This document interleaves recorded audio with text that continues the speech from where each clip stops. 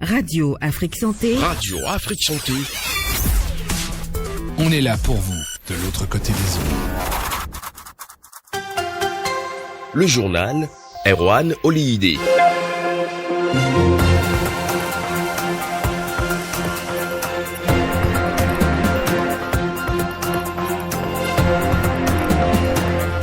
Vous suivez Radio Afrique Santé, la première web radio filmée du Bénin qui a pour thématique centrale la santé. On est parti pour environ 10 minutes d'information. La santé, la diarrhée tue plus de 500 000 enfants âgés de moins de 5 ans chaque année. Que faut-il faire pour éviter des maladies telles que la diarrhée aux nourrissons? À venir la réponse du médecin pédiatre Dr Eriola Chabi. Culture, vous le savez, la 3e édition du Salon national du livre est en cours au Palais des Congrès à Cotonou. Vous aurez dans ce journal les échos sonores de la 2e journée de ce rendez-vous qui rassemble les férus du livre. Et puis, fait de société en Corée du Sud, un homme confondu avec une boîte de poivrons meurt écrasé par un robot dans une usine de triage. Voilà pour l'essentiel en titre. À la technique Tibus Arihianou, à la présentation Erwan Oliyide. Bonjour et bienvenue au journal. Pour une meilleure croissance des enfants, une bonne hygiène doit être de mise. Les infections et les maladies diarrhéiques peuvent se transmettre d'une personne à l'autre, en particulier en cas d'hygiène insuffisante. Pour éviter des maladies telles que la diarrhée aux nourrissons, Dr Eriola Chabi, pédiatre, nous dit que faire.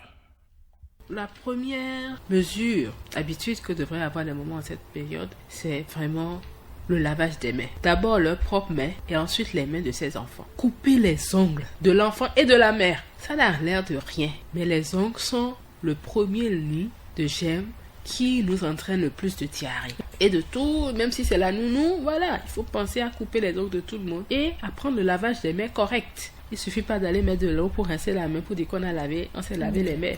Il faut bien frotter avec le savon et rincer. Il faut que les ustensiles de cuisine de l'enfant, le gobelet pour boire sa bouillie, la cuillère, soient protégés dans un autre plastique avec couvercle, voilà, soient lavés et bouillis le soir ou le matin selon l'organisation. L'enfant a besoin en cette période d'être câliné, d'être écouté. Donc on va demander à la maman d'être plus présente. C'est aussi le moment où l'enfant, après 6 mois, est à la diversification alimentaire. La diversification alimentaire chez les nourrissons entre également en ligne de compte pour une bonne croissance des enfants.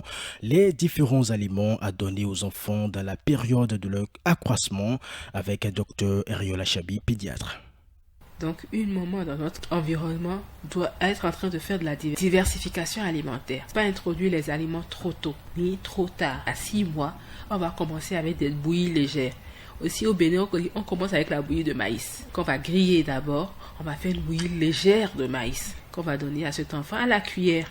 D'accord? Et 2 semaines après, on ajoute le mil. 2 semaines après, on ajoute le sorgho. Et 2 autres semaines, ce sera le riz. Et enfin, les 2 dernières semaines, le soja, s'il n'y a pas d'allergie. Le soja.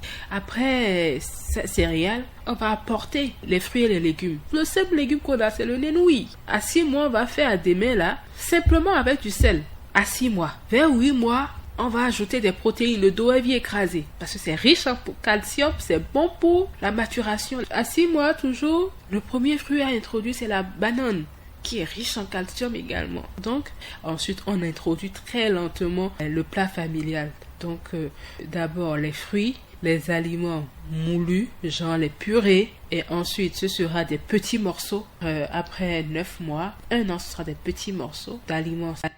Santé toujours dans ce journal, les patients expriment naturellement des craintes liées à l'anesthésie et à l'intervention chirurgicale. De grosses interrogations tourmentent leur esprit. Et si ça se passe mal, et si je ne me réveillais plus, mais tout est bien pensé pour qu'a priori tout se passe bien. Déjà quelques jours avant l'opération chirurgicale, le médecin fait une visite pré-anesthésique aux patients. Lors de cette consultation préalable, il est important de signaler toute prothèse ou toute fragilité dentaire particulière. Le médecin anesthésiste Dr Eric Prince Abodjan nous dit pourquoi. Quand on veut endormir un patient, on utilise certains dispositifs qui peuvent altérer la mâchoire. on utilise ce qu'on appelle un laryngoscope pour nous permettre d'avoir accès au carrefour oropharyngé du patient qui parfois prend, lorsque il est mal appliqué, peut prendre appui sur les dents par exemple. Et lorsque ça prend appui sur les dents, une dent qui est déjà fragilisée et sur laquelle on vient prendre appui, forcément elle peut s'enlever, elle peut tomber. Le risque encore, c'est qu'une fois qu'elle est enlevée, elle est tombée, si vous ne faites pas attention, elle tombe dans la gorge et rentre. Si elle passe dans l'œsophage et elle est avalée par le patient, c'est bien. Mais le risque également, c'est qu'elle passe dans la trachée et qu'elle rentre dans les poumons. Et là, ça devient un problème. Parce que si ça rentre dans les poumons pour aller chercher, ça devient très très très compliqué. Ça fait un corps étranger dans un univers ou dans une sphère qui doit être hermétique et c'est encore étranger et ça peut être encore source d'autres infections plus tard. Il est aussi demandé, par exemple, aux asthmatiques donc d'informer au préalable le médecin de leur maladie et de leur allergie lors de la visite pré-anesthésique. Dr Eric Prince-Aboudjan, médecin anesthésiste réanimateur, qu'on écoute à nouveau. En réalité, cette question ne s'adresse pas seulement aux futures mamans. Il ne s'agit pas seulement des patients asthmatiques, mais elle s'adresse à pratiquement toute personne qui doit subir une anesthésie, qui doit bénéficier d'une anesthésie. Parce que les produits que nous utilisons pour endormir ou que nous utilisons pour induire l'anesthésie sont très histamino-libérateurs, c'est-à-dire ils sont parfois allergisants.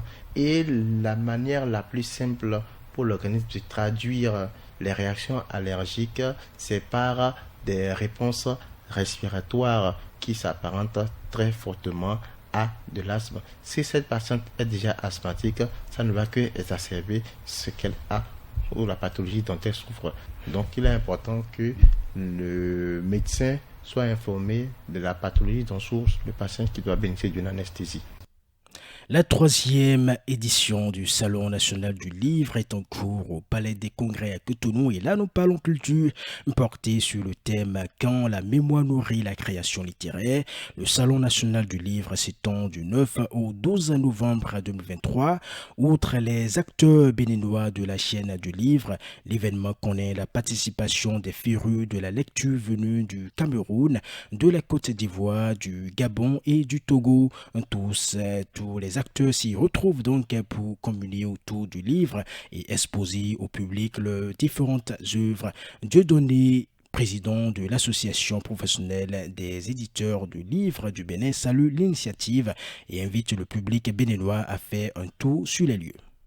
En tant qu'éditeur, je ne peux que saluer cette initiative du ministère de la Culture et il faut donc que le public béninois vienne nombreux répondre à cette invitation parce qu'un salon du livre, c'est pour découvrir justement l'état d'avancement de la littérature béninoise de notre pays. Découvrir les écrivains, que ce soit les anciens écrivains et les nouveaux, parce qu'il y a une jeunesse aujourd'hui béninoise qui écrit des livres. Cela ne peut que favoriser l'amour du livre, l'amour de la lecture, l'amour de la littérature. Et donc la littérature béninoise sortira grandi chaque année avec l'organisation du Salon national du livre. On a vu des élèves aussi sont là, donc c'est important que ces élèves soient au contact des écrivains, des éditeurs et de tout le public professionnel aussi qui est là. À l'instant, Dieudonné Nyamakou, président de l'association professionnelle des éditeurs de livres du Bénin, et parlant justement des écoliers et élèves qui étaient présents sur les lieux, nous leur avons tendu notre micro pour recueillir leurs impressions donc sur les différentes communications qu'ils ont suivies. Ils ont parlé de l'histoire. L'écrivain Gross nous a dit que l'histoire, ce n'est pas nécessaire, ce qui était passé depuis le temps de nos anciens. Mais c'est aussi ce qui se passe aujourd'hui. La séance de contes que j'ai suivie, je peux retenir qu'un conte est un récit imaginaire qui est vraisemblable, tandis qu'une fable est un récit imaginaire qui n'est pas vraisemblable. Et aussi, celui qui compte doit se mettre dans la tête des acteurs. Lorsque moi j'ai visité les livres, je vois que c'est vraiment intéressant. Si les parents peuvent passer pour prendre des livres à leurs enfants, ce serait un peu bien. Parce que là, il s'agit de notre pays, il s'agit de notre culture. Donc moi, je suis vraiment intéressé. Et si vous avez donc un bout de temps, faites un tour sur l'esplanade du Palais des Congrès de Cotonou. Bouclons ce journal par une note triste. En Corée du Sud, un homme d'une quarantaine d'années a été confondu avec une simple boîte de poivrons par un robot qui l'a écrasé dans la foulée. Ce drame s'est produit dans une usine de triage. Retour sur les faits, alors que le monsieur vérifiait simplement le bon fonctionnement des composants électroniques du robot, ce dernier l'aurait saisi avec son bras mécanique et ses pinces écrasant son visage et sa poitrine. Selon les autorités, le robot aurait confondu les techniciens avec une simple boîte de poivrons. Transporté d'urgence à l'hôpital dans un état critique, la victime a succombé à ses blessures. À en croire le patron de l'usine, ce robot est utilisé depuis environ 5 ans pour déplacer des paquets de nourriture sur des palettes. À noter que la Corée du Sud n'en est pas à son premier accident impliquant des robots industriels ces dernières années. En mars, un ouvrier a été gravement blessé par un robot dans une usine de pièces automobiles.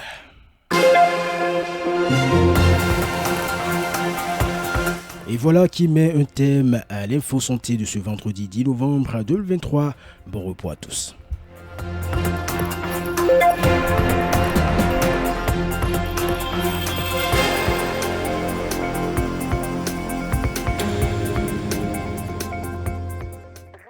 Afrique Santé. Radio Afrique Santé, en partenariat avec Daniel Plia, meilleure diététicienne de l'année au Festival Benin Healthcare and Education Award, vous présente Tribune Santé. Tribune Santé, c'est tous les mardis de 10h15 à 11h. Nouvelle diffusion, même jour, de 20h30 à 21h30.